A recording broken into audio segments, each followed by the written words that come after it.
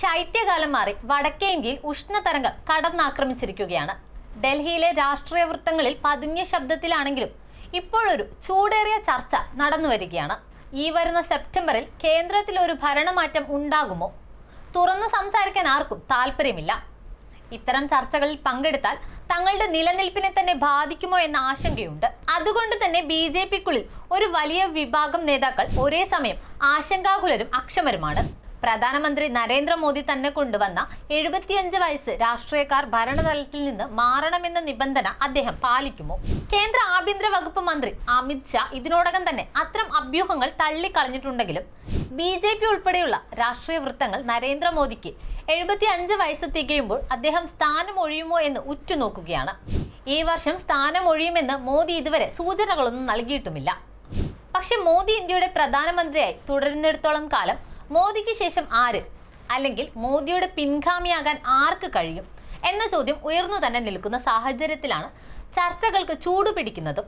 നിലവിലുള്ള ഉത്തർപ്രദേശ് മുഖ്യമന്ത്രി യോഗി ആദിത്യനാഥ് പ്രധാനമന്ത്രി നരേന്ദ്രമോദിയുടെ പിൻഗാമിയായി ഉയർന്നു വരുമോ എന്ന അഭ്യൂഹം വ്യാപകമാകുന്നതും. ഐക്യത്തിന്റെ മഹാകുംഭമേള വിജയകരമാക്കിയതിന് മോദിക്ക് പോലും മുഖ്യമന്ത്രിയെ അഭിനന്ദിക്കേണ്ടി വന്നതിനാലാണ് BJPയുടെ അടുത്ത നേതാവിനെ കുറിച്ചുള്ള ഊഹോപോഹങ്ങളുടെ കേന്ദ്രബിന്ദു യോഗിയാകുന്നത്. തിക്കിലും തിരക്കിലും മരിച്ച് തീർത്ഥാടകരുടെ കൃത്യമായ എണ്ണം സംബന്ധിച്ച് അദ്ദേഹത്തിന്റെ സർക്കാർ മൗനം പാലിച്ചിട്ടും 65 കോടിയിലധികം ആളുകൾ പ്രയാഗ്രാജ് സന്ദർശിച്ചുവെന്ന ഉത്തർപ്രദേശ് സർക്കാരിന്റെ അവകാശവാദം ഉയർത്തിക്കാട്ടാനുള്ള അവസരം യോഗി നേടിയെടുത്തു. പ്രധാനമായും യോഗിയെ അഭിനന്ദിക്കുകയും പ്രശംസിക്കുകയും ചെയ്തിട്ടും കുറഞ്ഞത് 30 പേരെങ്കിലും മരിച്ച ദാരുണമായ സംഭവത്തെക്കുറിച്ച് മോദി പരോക്ഷമായി പരാമർശിച്ചില്ല. നൽകിയ സേവനങ്ങളിൽ എന്തെങ്കിലും പോരായ്മയുണ്ടെങ്കിൽ ഗംഗാ മാതാവിനോടും യമുന മാതാവിനോടും സരസ്വതി മാതാവിനോടും യോഗി ക്ഷമയും ചോദിച്ചു. യോഗി ഒരവസരം പാഴാക്കുന്നില്ല എന്നർത്ഥം. 2017 ഉത്തർപ്രദേശിൽ BJPയുടെ തെരഞ്ഞെടുപ്പ് പ്രചാരണത്തിന് മോദി വിജയകരമായി നേതൃത്വം നൽകിയപ്പോൾ മുഖ്യമന്ത്രിയായ യോഗി അദ്ദേഹത്തിന്റെ തീരുമാനങ്ങളായിരുന്നില്ല പിന്തുടർന്നത്. നാഗ്പൂർ ആസ്ഥാനമായുള്ള ബിഗ് ബ്രദർ മോദിക്ക് ഉപരോധമായി യോഗിയെ ഉത്തർപ്രദേശ് മുഖ്യമന്ത്രിയായി അവരോധിക്കാൻ മുൻകൈയെടുത്തത് തന്നെ BJPയുടെ ഭാവി മുന്നിൽ കണ്ടാണെന്നുള്ള കാര്യം വ്യക്തം. പലപ്പോഴും തന്നിൽ നിക്ഷിപ്തമായ കർത്തവ്യങ്ങളിൽ വ്യാപൃതനായ യോഗി മോദിക്കെതിരെ അസഹിഷ്ണുത ആദ്യമായി പരസ്യപ്പെടുത്തിയത് കഴിഞ്ഞ കൊല്ലം നടന്ന പാർലമെന്ററി തെരഞ്ഞെടുപ്പ് വേളയിലാണ്.